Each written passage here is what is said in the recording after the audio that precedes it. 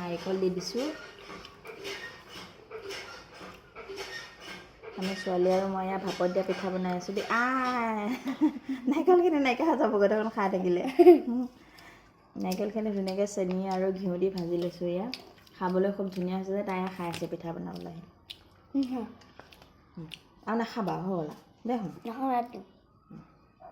অকণমান সৰহকৈ দিবা, তেতিয়াহে খাবলৈ ভাল লাগিব। কি ভাপত দিয়া পিঠা? সেইটো তাৰপিছত তাত সোমোৱাই দিম, পিঠা হৈ যাব আকৌ। আৰু অলপ দি দিয়া। এয়া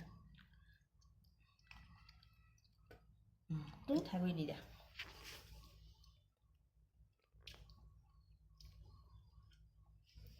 শুই উঠিলে, উঠি পেলাই এনেই মনটো মাৰি পেলাই বাহিৰতে বহি আছিলে। মই মাতি আনি পেলাই কামত লগাই দিছোঁ। এয়া কৰি ভাল লাগিছে নাই এখন?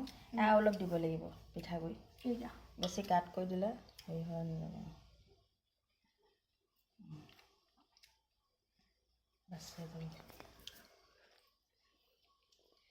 এইফালে এয়া মোৰ চাহ বনাই হৈ গ'ল, পিঠাও হৈ গ'ল, আৰু এয়া গাখীৰ চাহ বনাইছোঁ।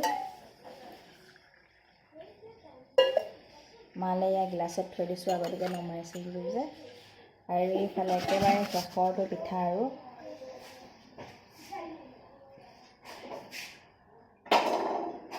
এইটো মহ, ইমান মহ ওলাইছে নহয়।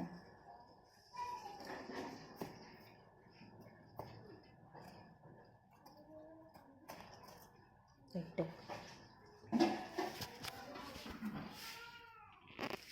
এয়া পিঠা হৈ গ'ল। আৰু এইফালে এইখিনি ইয়াৰ মাজত নাৰিকল দি বনাইছিলোঁ যে, সেইকাৰণে অলপ অলপ ফাটি যোৱা নিচিনা হ'ল। আৰু এয়া এইফালে গাখীৰ চাহ ভাজা। কেনেকুৱা লাগিছে পিঠা খাই? কলিজা কেনেকুৱা লাগিছে?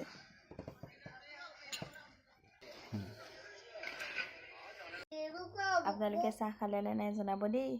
আজিলৈ বাই বাই।